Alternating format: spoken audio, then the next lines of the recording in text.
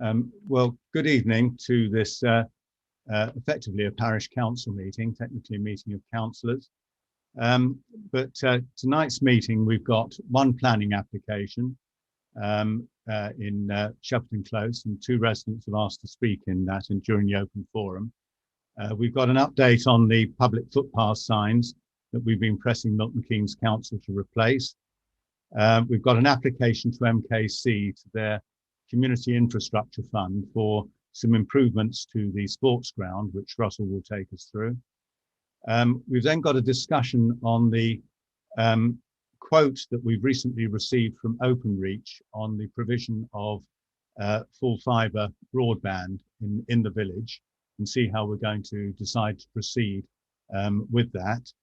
And then we have a part two of the meeting, that's a private part of the meeting, where we've got two commercial quotations to consider. The results will be published in the minutes, so the result is made public, but we have to do that. But they're actually just quotes for repairs to the fencing in Castlefield and the fence between Gobbies and the Fish Ponds play area, where there's the fences have got some damage. With that introduction, I'll now move into the open forum. Can I ask, first of all, Steve, and everyone will have to unmute yourselves before you speak. Steve, have we got any questions that you've received as clerk? No, Phil. No. Russell, are there any questions that have come up on Facebook so far?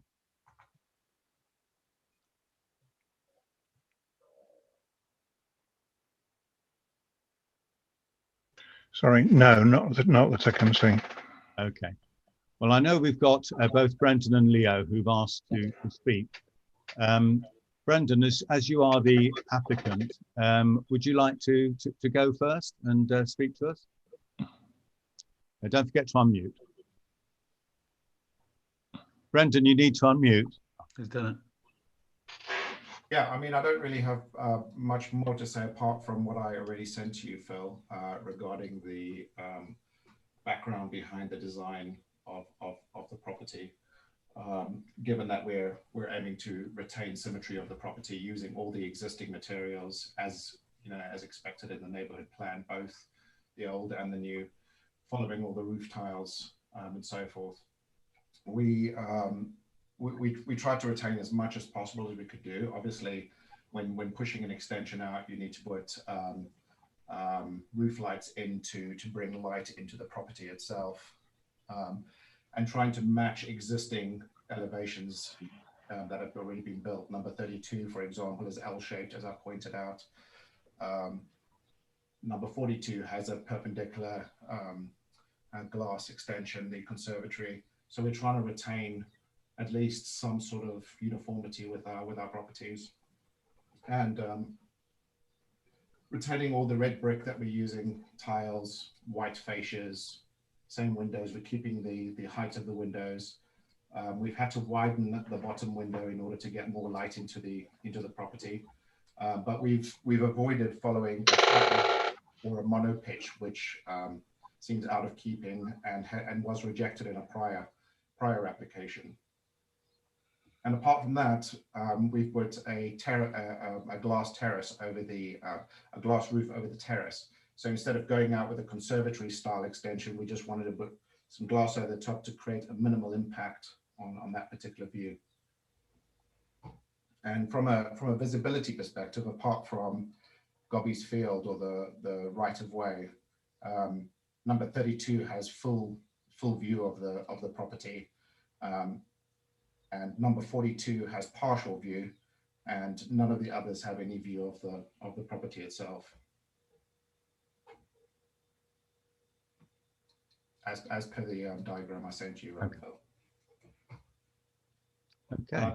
I think that's about it. There's not really much else to say except try to keep uniformity and conformity to the current property design and guidelines.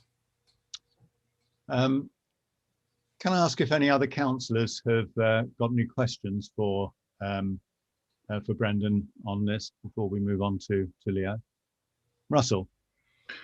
Yes, I noticed that, and the extension has a V-shaped roof coming out from the back of the house, which is a bit unusual. I don't think that fits in with the rest of Shepperton Close at all.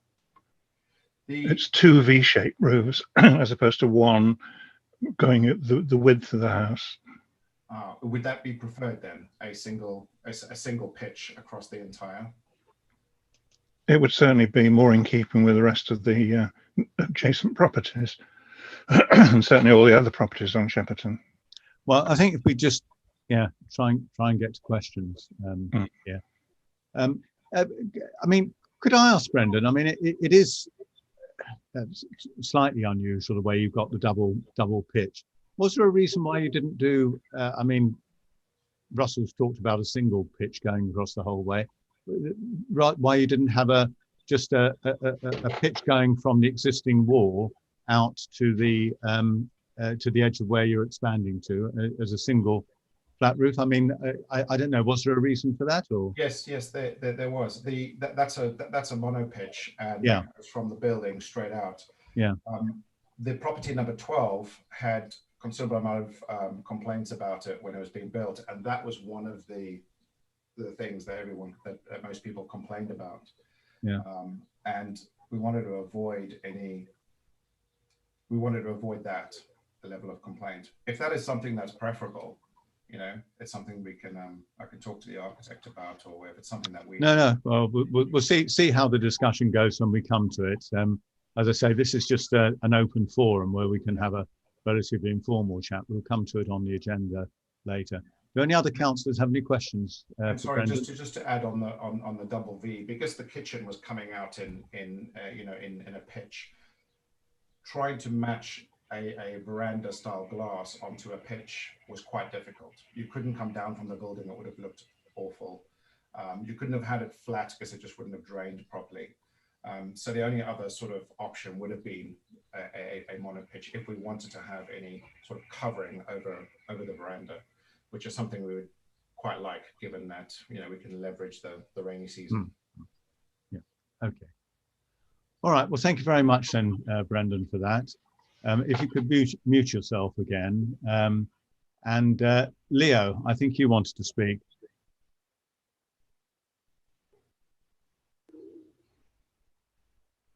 Leo, you need to unmute yourself.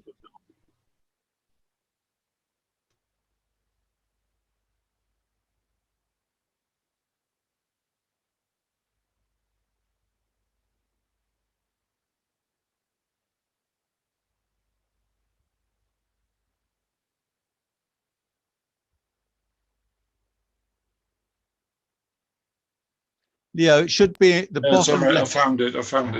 Yeah. First of all, I have to say that in principle, and I've said to Wendy Choi, the planning officer who's dealing with it, I have no objections in principle to the size or location of the extension. What I do feel that it actually conflicts quite strongly with the neighbourhood plan in its current form. I don't agree with what Brendan said about it not being overlooked. It is actually, if you look at the diagram that I produced, which is actually a copy of an official street plan, it is overlooked by 32, 34, 36 to some extent, and my house 42 at the rear. And it's only 100 meters from the right of way, and is clearly, from the photographs I sent, is clearly viewable from there. And that's even at the moment with tremendous amount of growth we've had this year in deciduous trees and hedges. And I know that Brendan's hedge is actually higher than normal at the moment, but it's still clearly visible. And of course, deciduous stuff is only there 6 months of the year anyway. So you have a much clearer view when the leaves fall. In terms of the Russell's already commented on the dual V roofs, I think is just totally out of sync with everything else. And I think these houses, these detached houses in Shepperton, are all the same. They are oblong houses with sloping pitch roofs for their main building and garages. To have something which has two V roofs projecting out at a right angle, a considerable distance, is just a totally different format.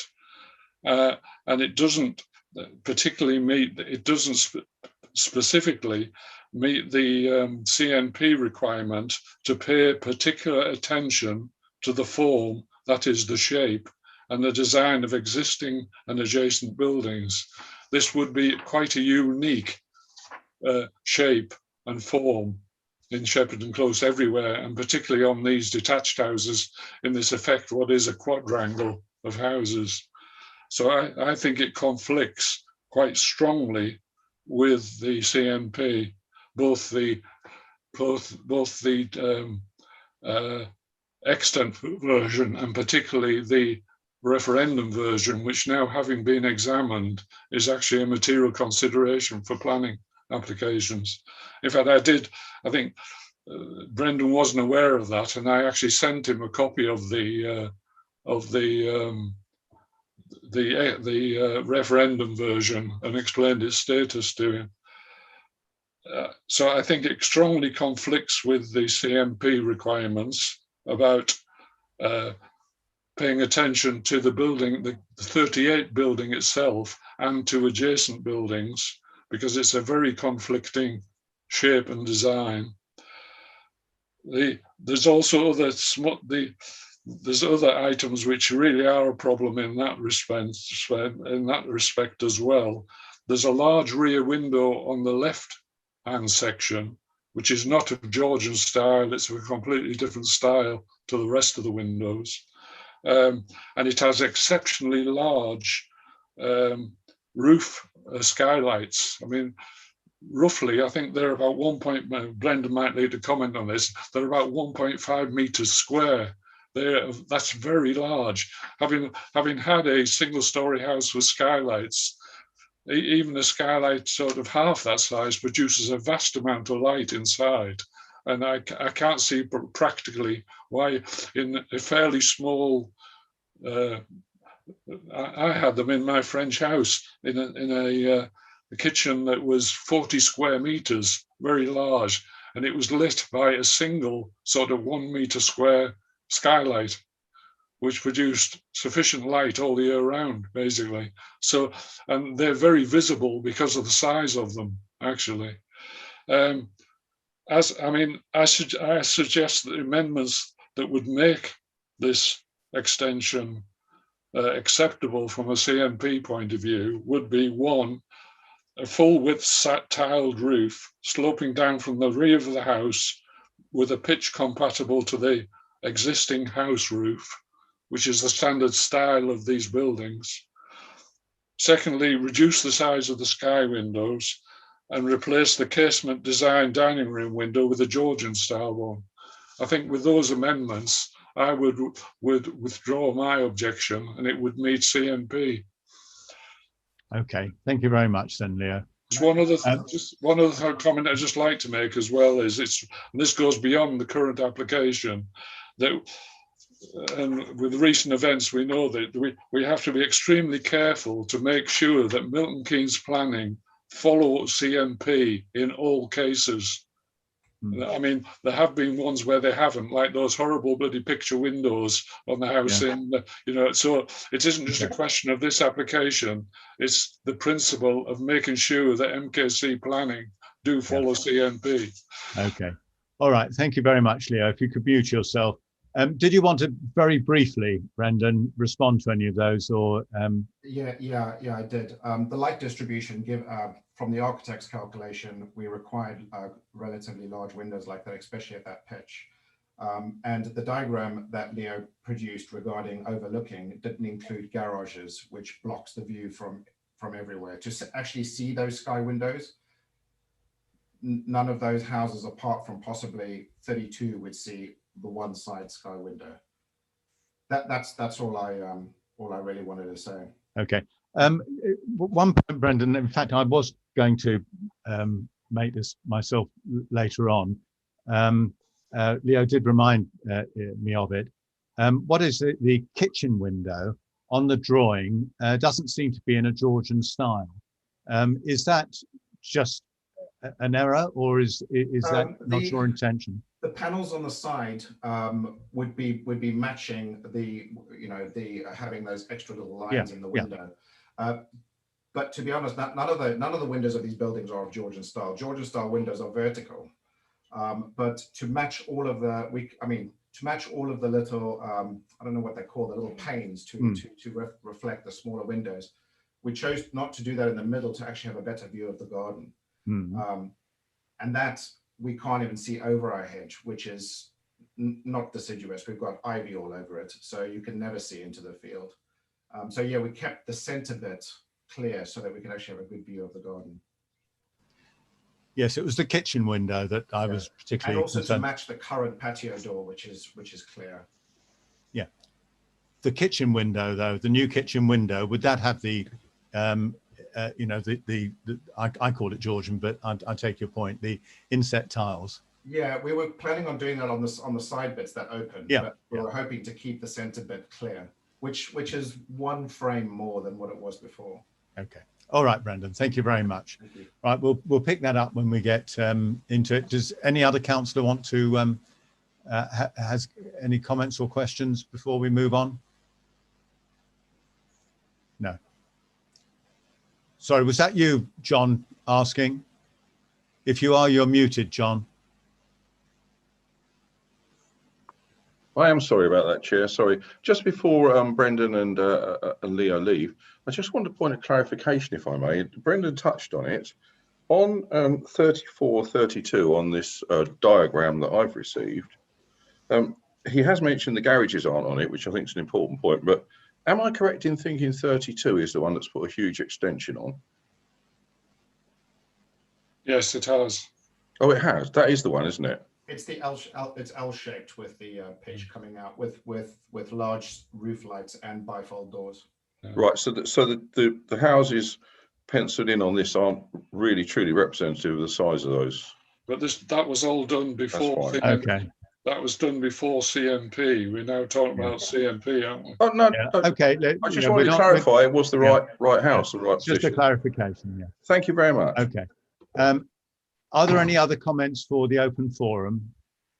In that case, could I ask Leo and Brendan if you could come out of the Zoom meeting, clears the screen space for the rest of us, and you can watch it again on the watch it when we come to it on either YouTube or Facebook.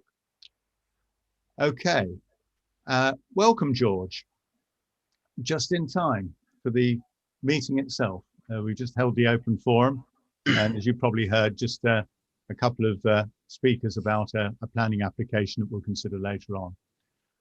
Let's move into the council meeting then, or meeting of councillors. Apologies for absence. I see Ian is not with us. Has he sent his apologies through, Steve? Yes, he did. He may join later, but he has a ball to sell. So Ball to sell, right. So it depends, but he apologises for not being here at least at the start of the meeting, and maybe not for all of it. Declarations of interest.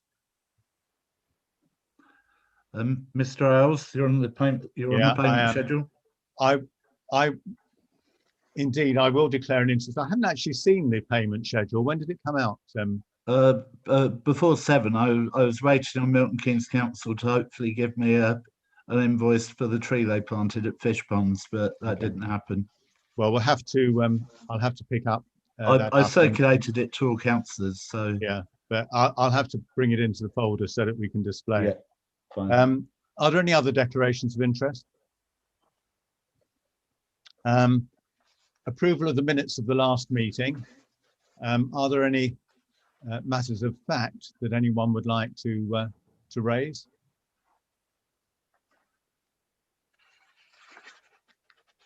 Can I assume that, can I therefore have a proposer to accept the minutes? That's Russell and Darren to second, and all in favour. Yeah, unanimous. Thank you. Let's move on to receiving the reports, the clerk's report. And what I'll do now is I will share that so that we can, excuse me.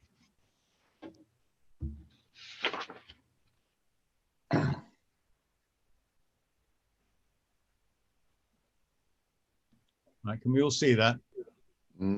Yeah, can now. Right. Are there any questions on the first section? That's items 1 through to 10.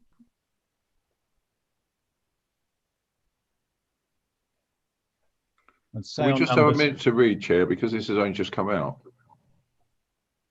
Yeah, this came, okay. I did send it out around 2 o'clock. Ah, I came off about 2, so that's why I haven't seen it. My apologies. Yeah, okay with that. Can I ask what happened, Steve, with the the mower meeting that Ian held with the suppliers? It's to do with replacing or resharpening the mower cylinders, wasn't it? Yeah, Ian didn't actually get in touch with the contractor in the end, but I think it's a case of letting sleeping dogs lie now. The sports ground committee needs to actually agree a strategy on mowing. Ian is of the view that if the service is done properly, it doesn't need to be done every 2 years. But I think there's becoming a pressing need for the sports ground committee to meet and determine a strategy. Okay. Could I just say on section on number 4, Phil, that Ian, when he phoned up, he did express an interest in attending the meeting with Leo from Milton Keynes Council tomorrow. So I've asked if Dave or yourself could give him a ring in the morning. Okay, all right. I mean, the short answer is 11:30 at the fish ponds. I can text him if you like. Yeah. That's otherwise, if he doesn't want to come to the fish ponds, I can contact him when we move on to the other trees that we're looking at. Okay, I'll text him. Yeah. Item 6, I did place the order immediately after our last meeting. I haven't had a response. I mean, the officer there is very unresponsive. And in particular, I think we probably covered this at the last meeting, but there were 2 streetlights changes that residents requested, which seemed sensible and which we did ask their opinion on. It was the same number of overall streetlights, but it was 1 streetlight out and 1 additional one. There we go. I think the others, yeah, on item 10. You sure that's School Lane, isn't it? New Road? Yeah. No, School Lane. School Lane, yes. There's a complaint there. Basically, the problem, Kay, is that it's alleged that parents dropping off their children to the nursery are parking their car in School Lane, taking the children in, and then coming back to retrieve it. That the waste collection then comes along, can't get up School Lane. It doesn't go up School Lane. They get all the stuff at the bottom of School Lane. Well, I mean, that's what they've always done, because I've heard the waste people, the dustmen complain that they think that the people in School Lane should actually take their rubbish to the bottom of School Lane so they don't have to do it. Because the people in School Lane at the moment leave their rubbish by their houses, which fine. But the dustmen actually go up School Lane on foot and get the rubbish and put it at the bottom of School Lane. Yeah, well, look, rather than going into this, I mean, I had a complaint from residents who say that they leave their bins where the council has told them to. I have written an email to Waste Services, but my contact there is out until the end of this week. But I believe that when they're blocked, Serco actually photograph blocking vehicles so that, you know, it can be pursued. I've written to Josh, our PCSO. This is all in the same email. And he's going to attend, I think, in a week's time when he's on duty on a Friday. And I've written to Highways, to Naveed, about potentially painting some hatchings and a marking of no parking in that entrance to school lane, which she's put on the work list for the engineer who's coming out to look at the amending the spacing in front of the nursery so that you can get more vehicles parked along there. So anyway, that's what's happening there. There's nothing else on that. Shall we just move on to this last section and see if there's anything that anyone wants to raise there?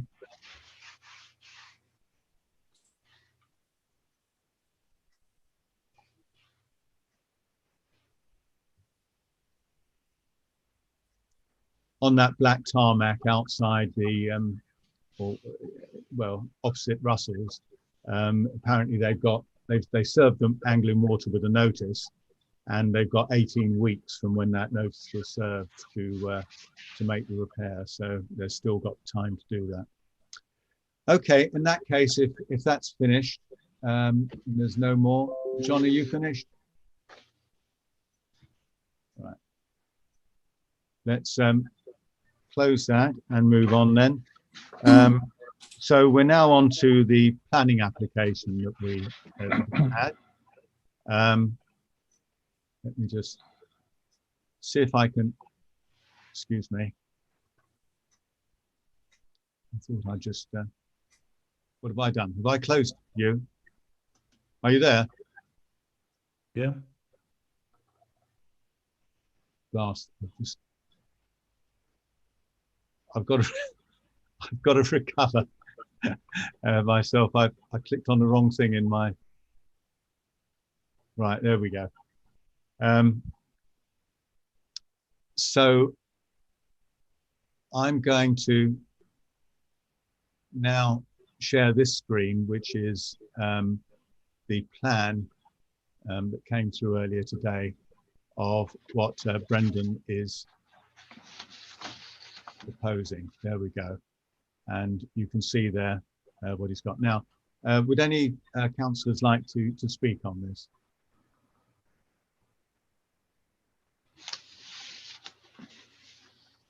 No? Russell, yes, go ahead. Because we had a slight technical problem that everybody was frozen, I missed the reason that Brendan said he couldn't have had a sort of the extension roof all the way across the width of the house instead of having two V-shaped ones. I believe it's just that it would have been. I mean, to be clear, what he's done here is he's got one extension, which is of the kitchen, which is on the left-hand side as we look at it, which is a normal extension. And then on the right-hand side, he's using that to glaze in the terrace area. So he's got tiles with these two skylights on the left-hand side, and then the right-hand side is fully glazed. And I can imagine that apart from anything else, it would be extremely difficult to do that. I think it would be also impossible for him to have a single pitched roof instead of the double one if it was going to be in this style. He could have had a mono pitch roof, but I think it would be quite shallow by the time it ran out to the length of the extension. If I just scroll down very slightly, you can see that it's quite a big extension. And he's going to have a mono roof that is going to start just below the first story windows and finish above the new windows on the ground floor. It would be really quite shallow. I think it would be quite difficult. But obviously this is open for discussion.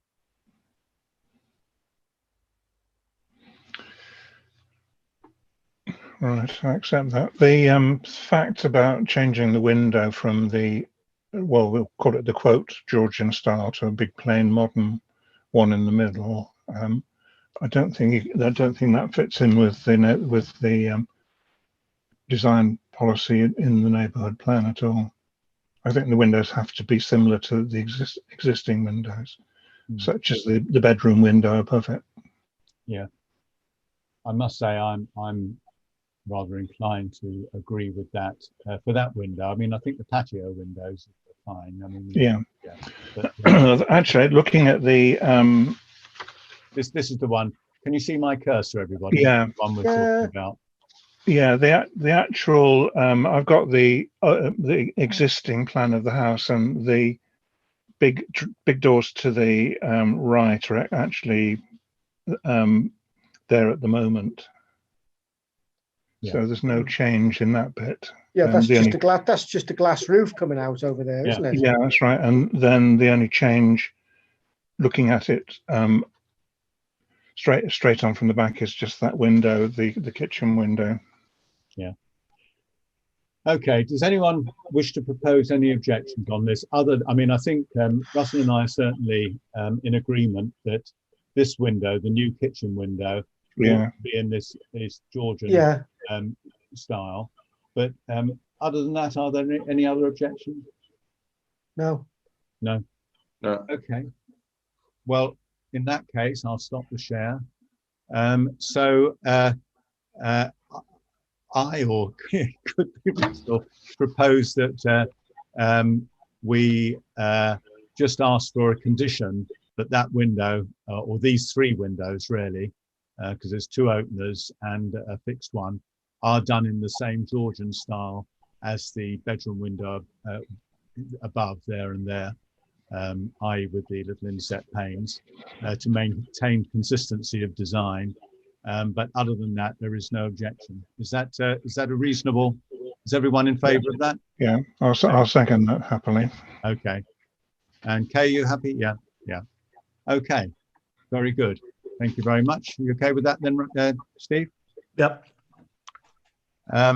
Moving on then, 6.1 is permitted. 6.2, I saw an exchange between Steve and the planning officer today, where she's waiting for a response from Conservation and Archaeology before she makes her recommendation. So we'll have to wait for that. Yeah, Chair, I did ask her whether she was going to be a recommending approval or rejection, and she said she would let me know. But I've asked her before to let me know of outcomes, and she's failed to do so. Only once, to be fair. But the crux of the matter is it's not going to be on the July DCP, probably August. Okay. And just to remind everyone that because this is a neighbour, I have declared an interest in this. So another councillor will have to speak. Russell will be in the chair to, well, effectively, as the vice chair, will have to agree with you who is going to speak on that, as we've asked for that to go to DCP, and we would provide a speaker. If it does go to DCP, I would volunteer to do it. Okay. Thank you, Russell. Moving on then to 7.1, we just need to consider these quotes in part 2. I propose that public excluded part 2. Can I have a seconder? Is John? Is all in favour? Yeah. Thank you. Now, 7.2 is to consider MKC suggestions about the footpath finger posts in the village. Again, I'll just very quickly share this. I don't think this is very hard, but Steve just wanted to bring this to the parish council rather than decide it himself. If I just share this, and again, if you can see my well, you can't see the cursor; it gets lost in Adobe. You see the green spot there is where there is currently a public footpath finger post, as they're called. That dates from before the time when all of these houses around here were built up in Maltingsfield, and their suggestion is that it is moved over to where this red spot is, which points across the field, and I personally think that's very sensible. They have said that technically there should be another finger post where this black dot is down at the bottom here, but that is actually pretty much in people's front gardens, and there is a legal get out of putting these finger posts up, which are meant to be mounted wherever a public footpath meets the public highway, if the principal authority or the highways authority and the parish council both agree. that it's not necessary. And I would, oh, sorry, I was about to say I was going to propose that we accept their recommendation. Kay. All I was going to say is I think where the black spot is, it's very obvious that that is a footpath because there's a little gate and everything, whereas the other one, it's not obvious. Yep. Yeah. So I totally agree. Yeah. So I want to pursue a little bit more on footpaths, but can we just agree, we're all agreed on this, are we, that we accept the recommendation of Milton Keynes Council? Yeah. Okay, so that's unanimous. Now, I just wanted to go on very slightly because actually, when I saw the correspondence about finger posts, I thought we were going to be talking about some other finger posts that had got very faded and that we were looking to replace.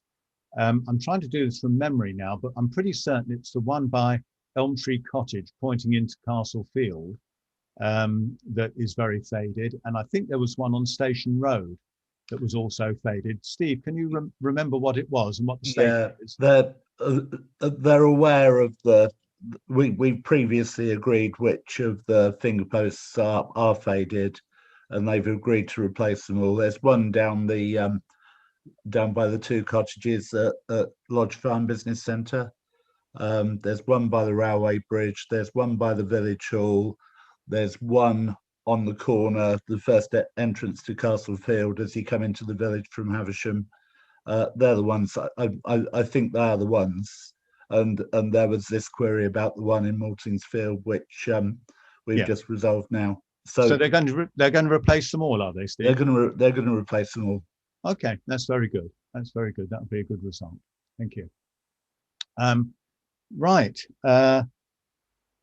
This is going very nicely, isn't it? 7.3 then is to consider and revise candidate applications for the Community Infrastructure Fund. Just before I hand over to Russell, Dave and I had thought about putting forward a replacement for the SID, which was lasting shorter and shorter periods of time. With the warmer weather, it seemed to have rejuvenated and lasted a little bit longer.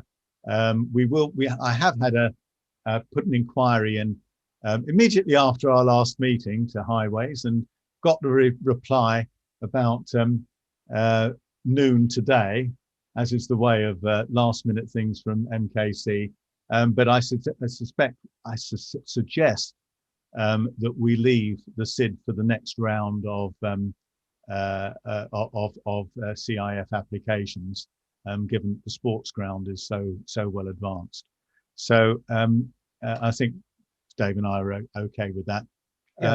Yeah, sorry, Steve. Sorry, Chair.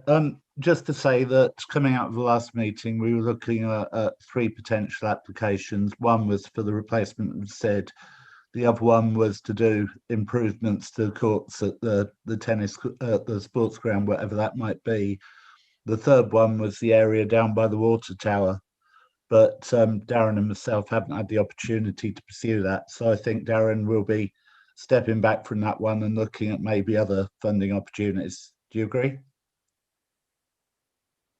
I mean, you're talking to Darren there when you say talking to Darren. Yeah. Yes, he's nodding. Yeah. Okay.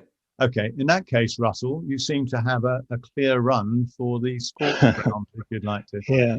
There is in the folder, Phil, there is Carl's application.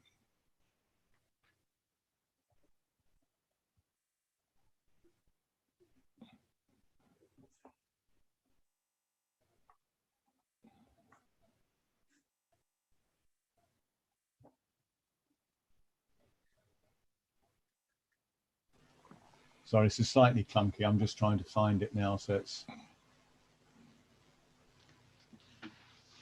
it's right. Yeah, I've got it. Yeah, you found it. Yeah.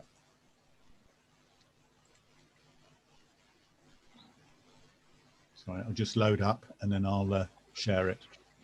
Yeah, basically, the pandemic has meant that tennis has become an increasingly popular pastime in Castlethorpe, and they've got 40 residents already signed up as members of the courts for unlimited use, plus coaching sessions and things. The problem with the surface is that it's beginning to get really bad, and Carl reckons that unless something's done now, it's going to cost a lot more to repair in the future.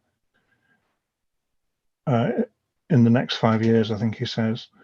They've raised £1,500 and they hope to raise another £1,500, which would be almost half of the cost of the 6,500 quote that he's had to repaint and renovate the surface of the court. So basically, the amount that the parish council would have to put into it, assuming that is correct, would be very little. It would be, if we got the grant from Milton Keynes Council, the bulk of the remainder would be paid by the tennis users themselves. Okay, thank you. One of the criteria for the grant that Milton Keynes Council put was biodiversity. Unfortunately, I don't think that there's any way that we could claim biodiversity in this. It does fulfill other criteria such as exercise and increasing community spirit, and even actually cutting down on CO2, because as he says, if people don't use these courts, they go to Stony Stratford Mill Drive there and cause traffic pollution from their cars and things. The courts, apart from being used by tennis, the courts are also used for basketball as well. So it is really an all-purpose court, I think. So the cost would be 6,500, of which 3,250 hopefully would come from the grant, and the rest would be funded by the tennis users themselves. Okay. Steve, did I see your hand up? Yeah.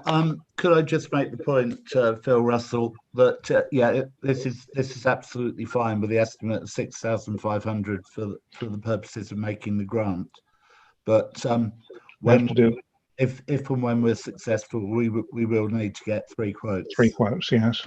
So that's just a reminder. Yeah. Yeah. Okay. Let me stop the share. Yes, I think the only thing I could possibly help you with on biodiversity is it's next to the wildlife area, and if it's left to deteriorate, it will be a wreck next to a very very nice area we spent some trouble doing. I don't know whether that will wash at all. Darren, don't forget to unmute. Yeah. So we spoke previously, and there was talk of maybe looking at like a 2D, 3D, or 4G pitch. Is that something that's been investigated as well? I do appreciate. Yeah, it was going to be £30,000, and also it would have to be 2G. And that's not very good for tennis, apparently, which is the main reason that the courts are there. No, yeah, I saw that there's a mix, isn't it, football and tennis. You can't really have both on there. So. Yeah. John. Yeah, just Chair, what guarantee do they give on the surface? How long in terms of years do they guarantee? I don't know. Okay. I think that would be something we'd do at quotation, when we get the quotes, John. Yeah, fine with that. Yeah. I mean, I personally, I get a lot of pleasure actually from walking along the sports ground these days when you've got the football, the tennis and the cricket all sort of using it. I think the new Sports Association is doing a fantastic job, and I'd really like to support them. So I'm very happy to give my support to this. Does anyone else wish to speak before Russell moves that we submit this as our Community Infrastructure Fund application for this year? Russell? Just one thing, Steve. Are we only allowed one, or can we do several up to a total of 20,000? We can do several, but deadline's August, isn't it? And we would need to rate them in order. Yeah. I always think that doing more than one probably weakens our case a bit. I mean, I've got an unbeaten record to maintain here of always having received a grant that I've applied for. Yeah. All right. In that case, Russell, do you want to move that we adopt this as our submission? Yes. Yeah. I move it. I All right. propose it. And I'll second it then. As everyone is supportive. Yeah. Thank you very much. Okay, just to say, Chair, that if Russell and myself can work together on the application and make it as strong as possible, because obviously it will stand or fall by the strength of the application. Yeah. Yeah. Right. Shall we just then move on to item 7.4, which is the consider any further actions on the provision of fibre broadband. Again, I'll just briefly share, shall I, the response that we had from OpenReach here, and then we can just have a chat about what we do next. So the key thing is this bit here, that they've defined a core community of 542 premises, which, I mean, this only came in very late on Friday. In fact, I'm not sure if it wasn't after business hours. So it was really only a little bit of yesterday and then today that I had a chance to look at this. And what they've done, which is different to the 480 odd houses that we're familiar with as being the number of properties in Castlethorpe, is they've added in all the business units in certainly the Lodge Farm Business Centre, which is good because that's £3,500 a piece if they're going to go for it, plus other places that I don't even know where they are. Which, for example, it's the Manor Farm. I'll scroll down in a minute, but anyway, the point really is that we've got £470,000 as this is going to cost, which is roughly, because it does depend on the mix of residential and business properties, is about 310 properties that we're going to have to persuade to do this. Now, after Kay's sterling effort in leafleting every household in the village, plus posting on Facebook, plus a few emails that I wrote out as well, but I mean the bulk of it was the leafleting. We got 160, so just over half the number that we'd need. And I know that at least a couple of those expressions of interest were on the premise that it would actually be cheaper if they went this way. And of course it won't be. It will cost a little bit more because you're getting much faster and much more reliable broadband. I mean, this should absolutely be a slam dunk for Shepperton Close. Shepperton Close get an appalling speed of their current broadband because of the distance from the cabinet. And one of the things which is made clear in the accompanying frequently asked questions is that the service is not dependent on the distance from the cabinet in the same way that the fibre to the cabinet and then copper to the household is. So it's going to give the whole village a much better level of service. So we do need to get 310 or thereabouts properties interested, and I am slightly bemused, really. I raised with George, if you remember, at the last meeting, what Milton Keynes was doing for its broadband. He pointed out that Councillor David Hopkins is on the broadband steering group. And I wrote to David and I said, this is a big ask. And by the way, 60%, 310 is about 60% of our households. And when I saw a quote for Hanslow, it was about the same percentage. 60% is a very, very high bar to reach. And yet North Hants is rolling it out via GigaClear to places like Cosgrove and Hartwell. And if you drive to either of them, you know, they're digging it up at this very moment. And, you know, why is Milton Keynes not doing that for us? And that is a discussion that we have to have. But in the meantime, I think we've got to go through this and try and work through whether the correct premises have been included or whether some are a little bit odd. Certainly, for example, they've got the eventing centre in Hanslope is included, and a number of other properties that are actually in Hanslope. And I'm not sure whether that helps us or hinders us, to be honest. Anyway, what I'm going to suggest is that we have a small working group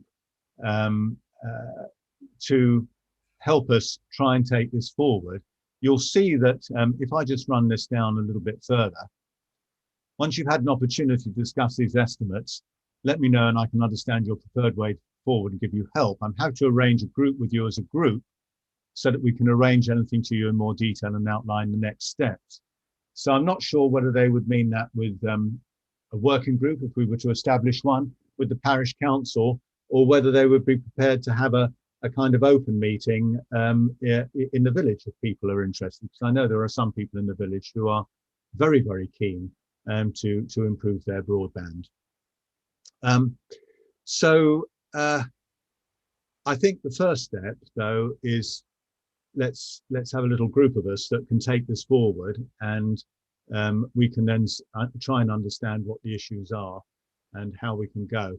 I mean, one of the points that I did make out in a note that I sent to all those that expressed interest, which happened to be all parish councillors, is that when you're talking about sums of the order of £470,000, you know, there's not much that the parish council can do financially to make up any shortfall. I mean, we might be able to make up 10 or 20,000 if it was really, you know, push came to shove, and we might even have to borrow a bit of money to do that, depending on where we get to. But I mean, we really can't make up, you know, anything more than that.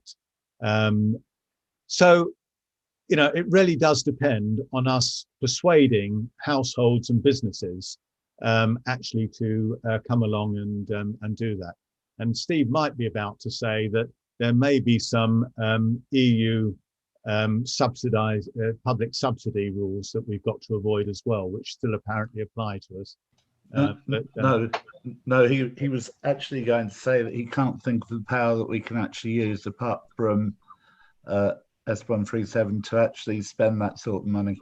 Yeah, I don't think that there is a power, a specific power for upgrade of telecoms.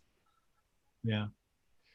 Well, what's one interesting thing in the stuff that OpenReach provided, which I remember, I think it said that a full ultra-fast fibre adds about 2% to the value of houses, which might be a consideration. Yeah, no, I mean, I did sort of try to say that last time, but I was being a bit cautious because I think it's in the FAQs. I don't want to be on the hook for people's value of people's properties going up. But I think it says it's somewhere in there anyway. Yeah. You see, if we go down to the bottom here, I don't know if you can see this. I mean, you can see once the numbered houses run out, they start going down into, I mean, for example, I noticed, I can't see if it's here, they've got some houses numbered, the old station yard. That's yes. not, and I assume that was the Chestnuts, but they've got the Chestnuts as well, so it's not. I don't know what the old station yard is. They've also got a flat in the Carrington Arms as well, just above Home Farm. It says flat 1, flat 1 South Street. Yeah, a bit further up than that. Off that one, Flat one, no, one flat South. at 1 South Street. Yeah. Yeah. Some of a lot of these are not in Castlethorpe, Chair. No, that's right. But you see, if you read the FAQs, what it says is that they sometimes add in additional properties that use the same distribution point, which means it doesn't add any cost to them, but it adds the potential to add vouchers from these people. But we would have to work out how on earth we were going to, get hold of some of these people. I mean, if you come down here, Unit 13, the Granary, Manor Farm, Bullington End. I mean, I have no idea where that is. Is that the farm as you go out Bullington End Road, turn left, and then the farm on the left? Is that? I think that's the bit. I think that's the Beasley's farm, isn't it? Yeah, that's not Granary Farm. Yeah, Robert Beasley. Yeah. Yeah. So I mean, it is. I mean, I'd have thought places like that probably would be quite interested if they are business units. But, would they not have signed with Hanslope though, Chair? Well, I don't fully understand, John. I mean, that's something we would have to discuss. Okay. Depends on the infrastructure. George has had his hand up for ages. Oh, George, I'm sorry. It's because I'm sharing. I can't see. George, do speak. Thank you, Chair. Just to go into the conversation that you alluded to that we'd had, I spoke to Martin Smith, who's responsible for this broadband initiative at Milton Keynes Council. Milton Keynes Council's had 3 contracts with BD UK, but they're now all finished. And whilst they asked for a bid from GigaClear, who are doing the Northampton one, for one of the contracts, it never happened. And so Milton MKCs haven't got the opportunity to do what Northampton are doing. Northamptonshire is actually running behind Milton Keynes. They're running at least a year later. So they're still spending the money on the previous contract that they had. He said that the council did investigate the possibility of extending superfast broadband to all the properties in the borough, but across the borough, and how this Castlethorpe and Hanslope affect, Gainsborough and all the other places, it was going to be about £30,000 per property to extend it to everybody, which they agreed, and there's this stakeholders group, which, like you, I didn't know existed, agreed that £30,000 per property was too much of the taxpayers' money to be spent. So his general message was that no, the MKC would not be able to do what Northamptonshire were doing. Yeah. I mean, Martin, in fairness, I've known Martin since we worked together on the original Fibre to the Cabinet, and we got Castlethorpe right up pretty much the top of the rural list because of that. And he was the one who actually made me aware of this funding and started the whole ball rolling for us. So he's a very helpful individual.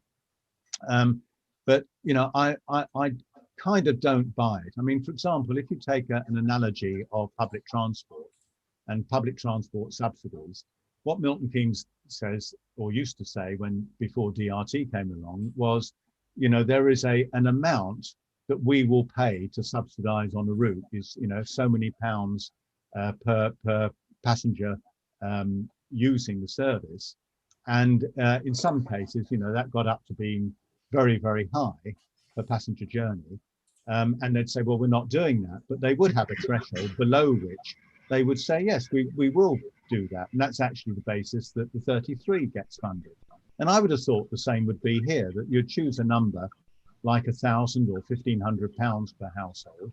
And you would say, if the BT can, or GigaClear or anybody else, can put in a self-contained area for £1,000 per household, or £1,500 per household, then we will seek funding to do that. Except they just seem to have stopped. Now, David Hopkins has said he's going to come back to me, but I do think that you know, we have been a bit shortchanged. And when you say, Martin said to me that, you know, Milton Keynes was ahead of Northamptonshire. Well, it depends how you measure it. They're actually putting fibre to the premises into Cosgrove and Hartwell as we speak. So that doesn't strike me as being behind. Whereas the current contract, we think, and this is the point we have to clarify, is that if we do nothing, the Hanslope exchange is going to be converted by December 2026, which is obviously quite a long way away. So, yeah, I still think Milton Keynes Council has not really pursued some of its rural areas as you know, as completely as it might have done. But anyway, I think that's one line of attack. I don't know how far it will get us. The other is just to plodge on and see if we can convince all these people. I'm just scrolling up so you can all see it. You know, to come and you know, join us. Now, my proposal was a working group. Can I have any volunteers for that? Steve, Darren and Kay. Steve, Darren and Kay. Everybody. Oh, and George. Thank you, George. Oh, I wasn't expecting. So yeah, that's very good. Thank you very much, Ward Councillor, coming in there. So Steve, Darren, Kay, Russell, George, and me. So that gives 6 of us. So I'll set up a call. If you could all read through these papers quite carefully and come up with any questions, and we'll have a call. When we've had that call, I'll then contact this chap and we'll see how we can progress it. Is it worth getting another quote? From whom? Not just OpenReach to do it, is that? I know it's all their infrastructure and stuff like that, but there are other companies. There are. The only one I could find that is GigaClear. I did contact GigaClear. The first response I got was, "We're just not doing it in your area." So all right. So I said, "Well, as you are just in Cosgrove, you know, can't you just, you know, pull on the line and stretch it a bit and get it into Castlethorpe?" And they said, "Oh, we'll get the regional manager to come back to you." And guess what? They haven't. Yeah. Okay, so is it worth having? There are other, having a look around. That was all. Yeah. There are lots of companies. There are other companies. There are other companies that do it, and there's one that specialises in rural areas. But unfortunately, I can't remember where it is, but it's somewhere like Yorkshire or something, and they're gradually spreading out from there. So by the time they get to us, it'll be a long time. The other thing about GigaClear, which I thought might be unattractive to some of our residents, is OpenReach is a wholesale company which sells then to BT, TalkTalk, etc., you know, etc., which are the companies with whom most of our residents have got their current contracts. GigaClear is actually an end-to-end provider, so they will roll into Cosgrove. And if you want to have a fibre to the premises service, you have to contract with GigaClear. So you have to terminate your existing contract and contract again with GigaClear. Now, these rollouts do take about a year, so most people's contracts will kind of come to an end in that sort of period. But I can imagine that there will be a number of our residents who would be uncomfortable about changing to a new supplier, such as GigaClear, one that they may not have heard of before. Whereas with the OpenReach offer, they can just switch across from TalkTalk or whoever to wherever it is. Kay? I also think that if GigaClear say that you have to go with them, then you're stuck in a contract with them for years. And if they could do what they like with prices and stuff like that, so probably not such a good idea. Yeah, and indeed they are doing that with prices. They offer you £20 a month to start, and then it goes up really quite substantially, like I think £50 or £60 per month after 2 years. It is quite big. I need to go to shop around. Yeah, John, did you want to speak? Simply to support Kay's point, I found the price really quite a surprise. I was expecting much lower than that. So I just wondered, like, hey, if there's other providers that could do that more cost effective. I think this is because OpenReach is a monopoly, basically. Oh, I see. Okay. So they can charge what they want. I mean, we had that with BT with redoing the burying the lines in the village, in the centre of the village, didn't we? That was very expensive. Anyway, we'll take it out into this working group now, and I'll sort out a meeting for that, and we'll take it on. So, is anybody else anything to say before we move on? No, in that case, that's so we move now on to the financial schedule. Just before we go to the RFO report, and indeed, while I quickly load it up so I can share it, Steve, do you want to talk about the Lloyds Bank situation? Well, I'd like to talk about it, but I'm not really in a position to do so at the moment because I haven't really looked into it. But with the branch at Stony closing, there'll obviously be well, there's just now Central Milton Keynes to pay the checks in at any checks that we receive, and Lloyds are providing a service where you can actually take a photograph, if that's still the correct term, of a check and deposit it that way. So that would be good. And I have had it kind of on the agenda on my agenda for quite a long time to get some e-banking set up where I could actually get query access, but obviously not be able to affect any transactions. So it's really a watch this space at the moment, Phil. I would like to do something, but I don't know what yet.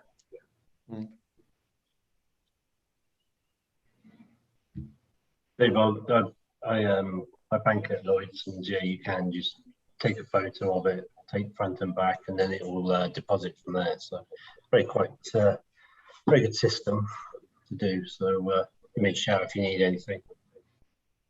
Sure, will do, Darren. Thanks.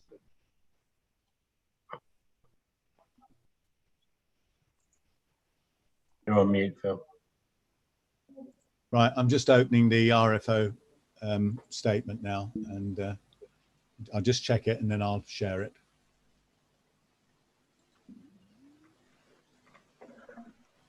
Right, let me share this and we can all see it.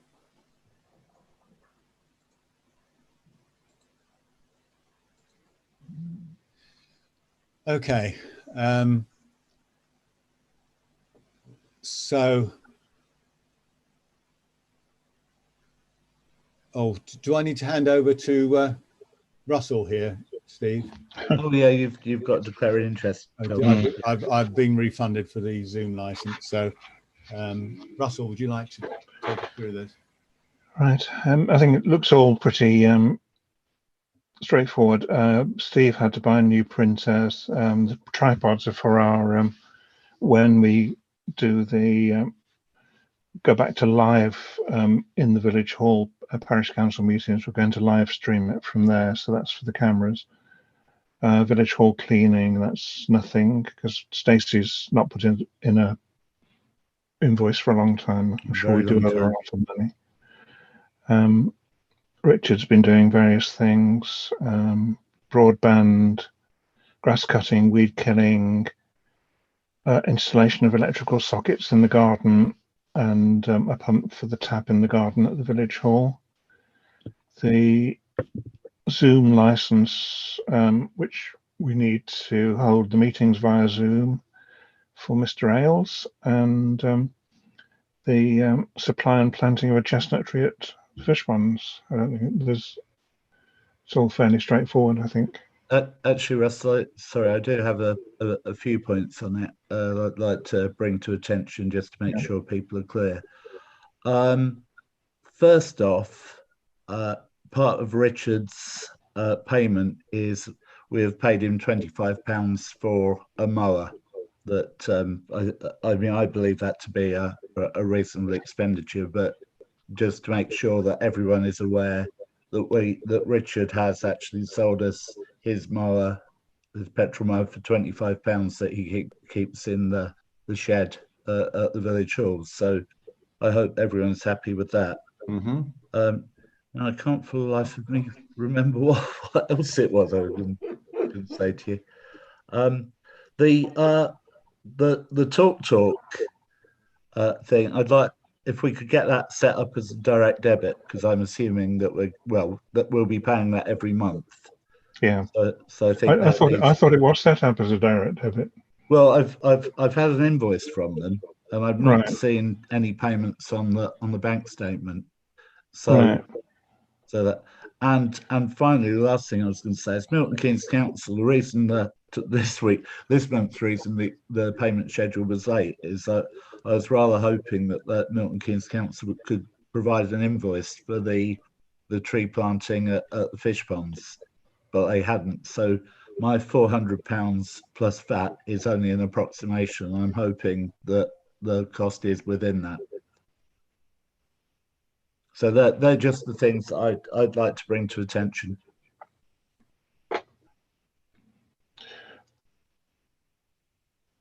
Does anybody else have anything to say? No. So I propose that we accept this. A seconder, please. Seconder.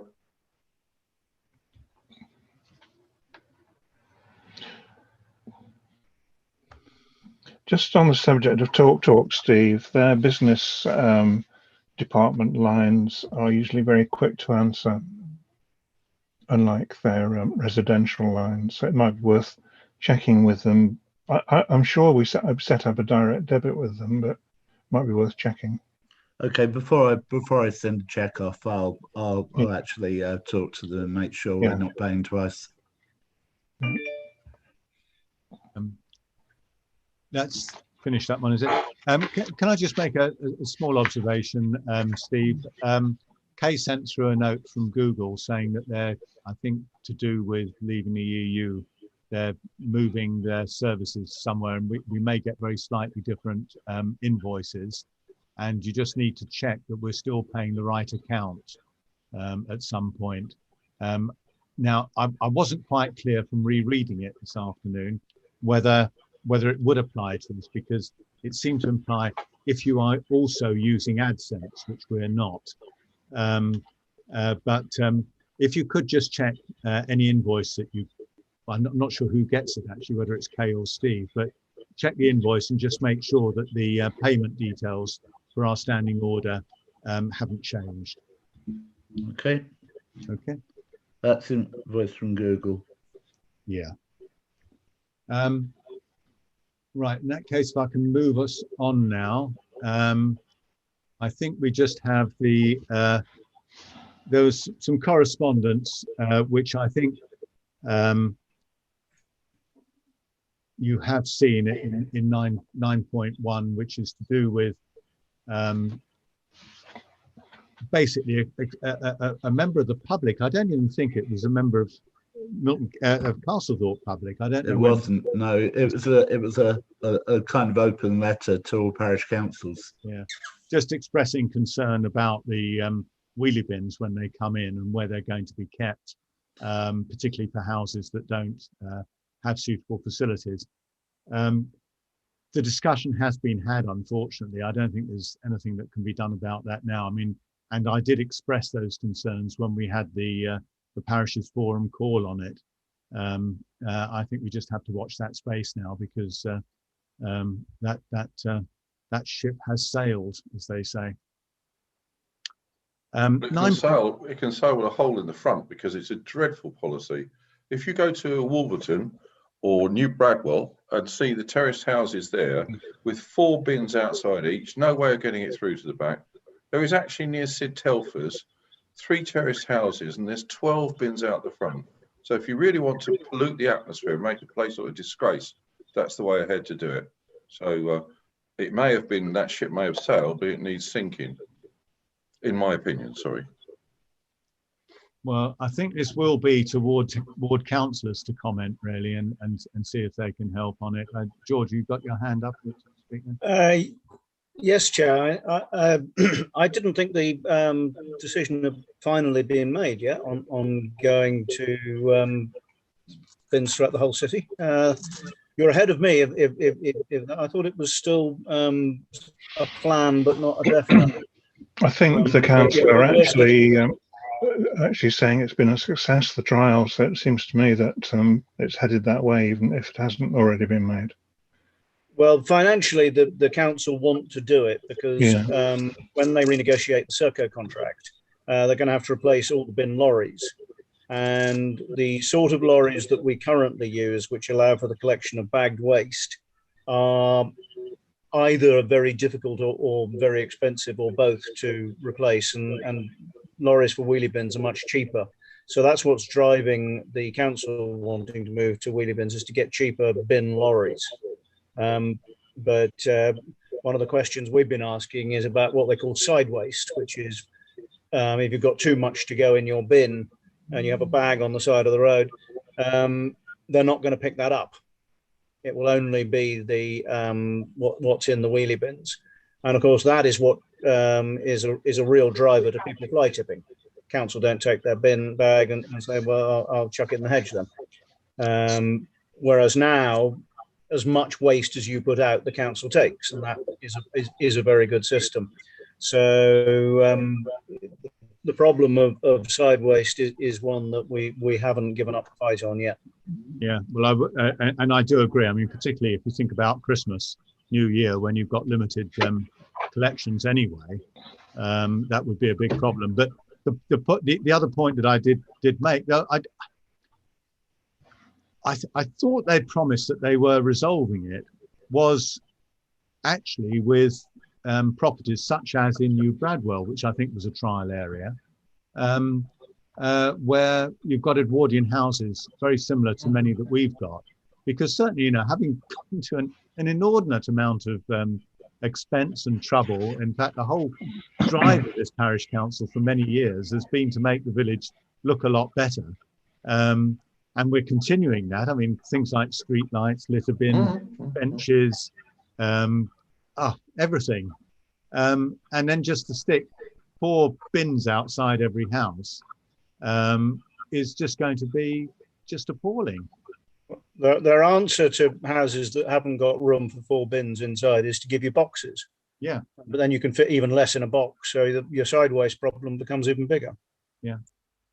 George, I'm grateful for the comments you made on that, and I have to say this has vexed me immensely, because the areas that are deemed a success I've visited, and they're a disgrace. They've made nice Edwardian houses and streets look like slums, and that is absolutely, and it's the same in Northampton. It's a disgrace. It should be stopped.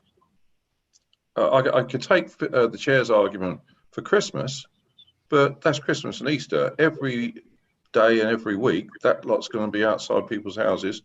And let's face it, if you've got a large detached house, that's fine. If you've got a 2 up, 2 down terraced house, it is far from fine.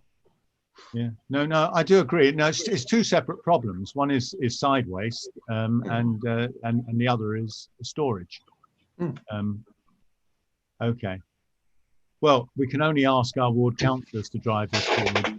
I think it's beyond what the parishes can do, and hopefully the Conservative group, as the largest group, will have some influence. Right.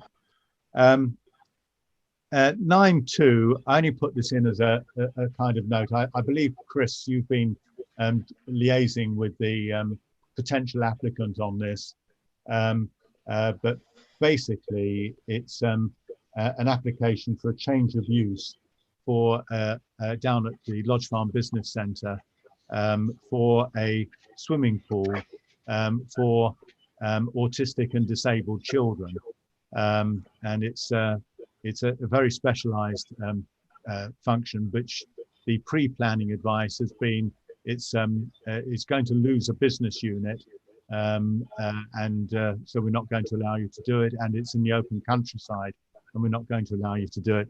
And rather bizarrely, this would be the first time that I would hope that the parish council might actually object to a refusal.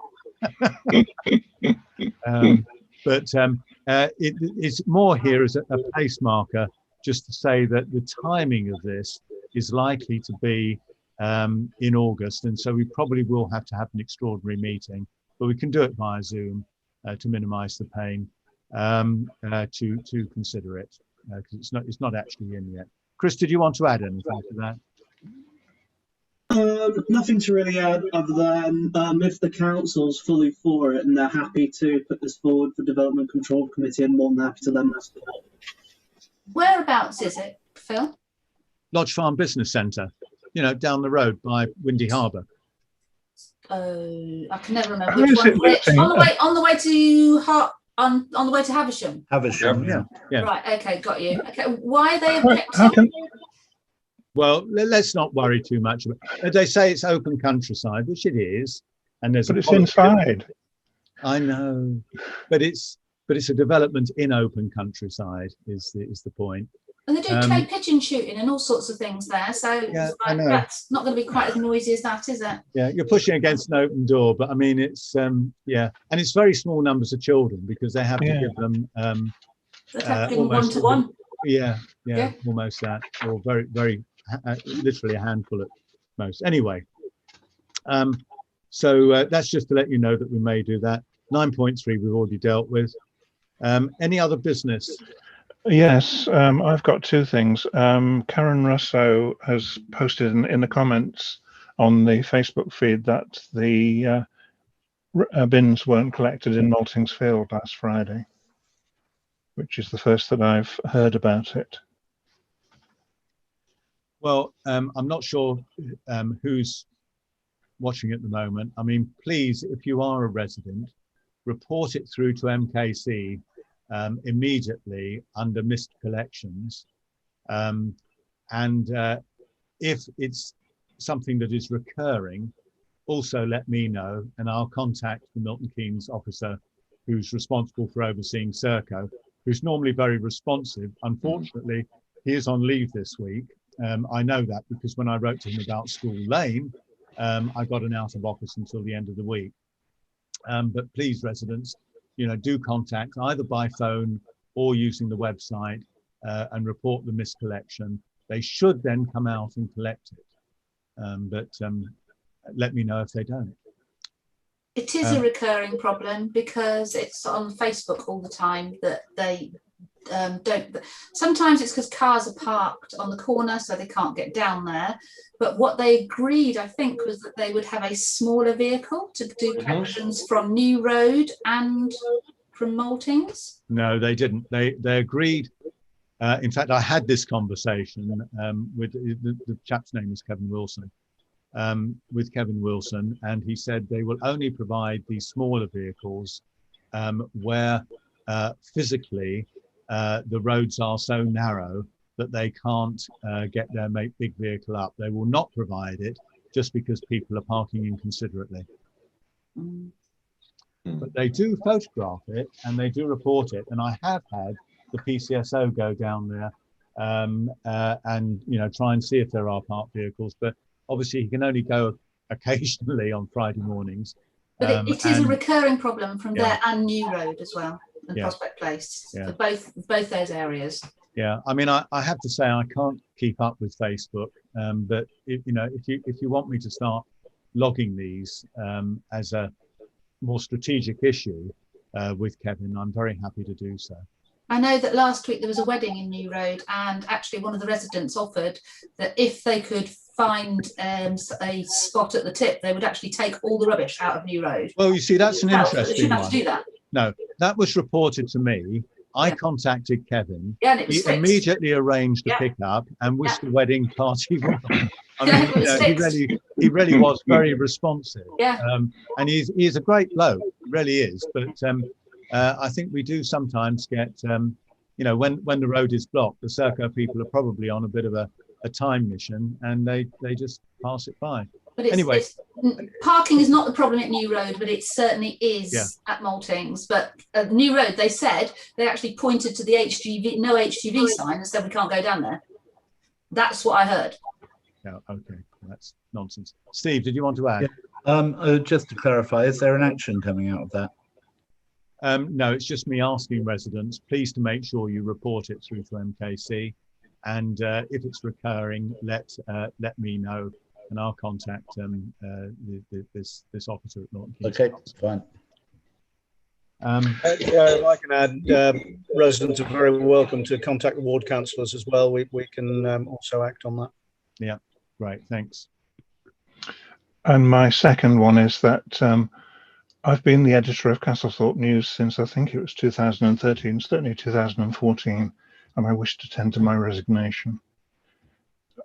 There is now a vacancy for anybody who's watching or knows any aspiring writers who'd like a bit of journalistic experience to become the editor of their very own newspaper. Yeah, if I could, first of all, I was going to raise this as well, and I'd like to thank Russell for the work that he's done over the years. I mean, he's produced an absolutely fantastic newsletter for us, and I think I would like to assure anybody that's going to follow that, you know, Russell did this as a profession, as a senior man in the profession. So it's not surprising that he raised the newsletter to the standard it is now. And I don't think we would have the same expectations of a willing volunteer to take this on. But Russell's done this, you know, for some years. We thank him very much for that. And we would like to see if anyone would like to take it on. I'll give anybody that takes it on training and everything, yeah, in how to use desktop publishing. Yeah. By the way, Chair, I did ask not the lady that you kind of earmarked, but her husband whether she'd be interested or not, and he said he'd get back to me, but he hasn't done so. Okay, well, that was someone who's done it before. I thought might be interested. When you raised your hand, I thought you were volunteering there, Steve. No. Right. So everyone else, be very cautious about raising your hand. The other thing that has been briefly alluded to is that we have got a second test of live streaming from once we start meeting physically again at the village hall, which I'm assuming, unless something dramatic happens, is likely to be our September meeting. It's at 3 o'clock tomorrow.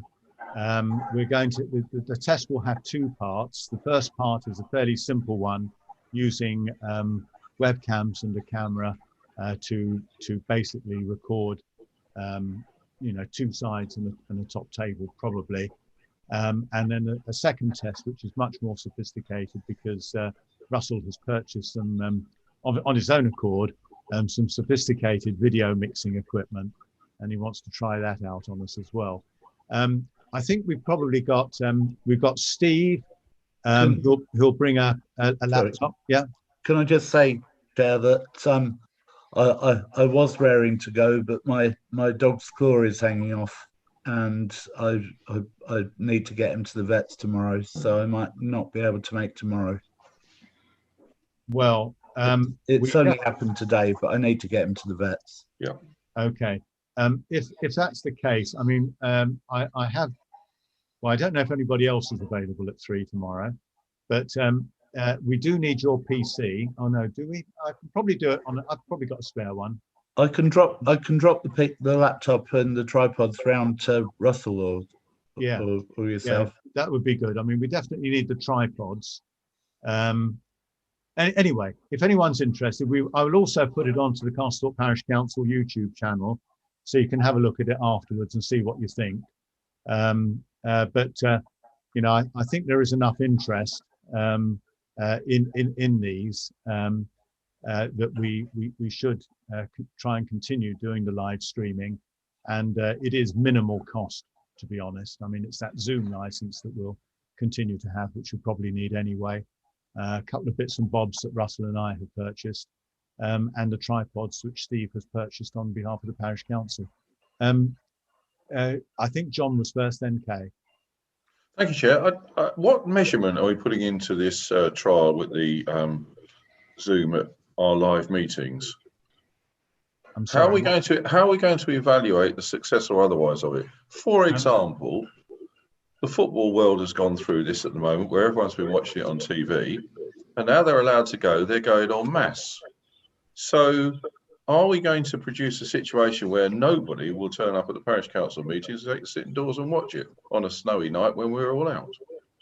Well, I mean, I have to say I do take the view that normally, unless there's a big issue, we only ever have a handful. I mean, it's usually between 1 and 3 people actually physically attend our meetings, plus ward councillors.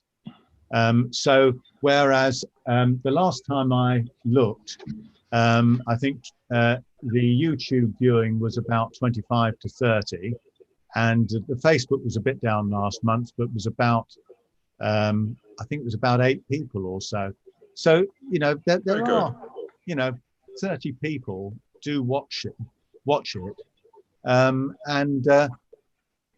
You know, I mean, if you want to know what's going on in the village, you know, it's a place where you can at least catch up with the decisions that are being made.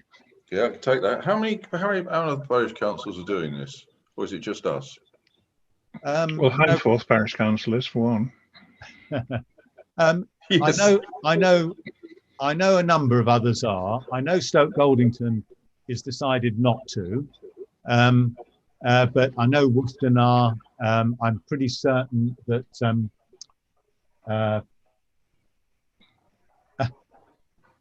what's the one next? Campbell Park. I'm pretty certain they're doing it. I mean, it's because it's only anecdotal. I don't know. That's okay, Chair. That's fine. Just wanted to get a they are for doing it. Kay, did you want to say something? No, it's fine. I can't remember what it was now, so don't worry. All right. So just to make something, aware but I can't remember what. So. Yeah, George. Oh yes, sound. Okay, so the video is important, but actually sound is even more important. Yeah. So are you going to get proper sound equipment? Because just a mic on the front is just not going to do it. No. I have got a professional microphone.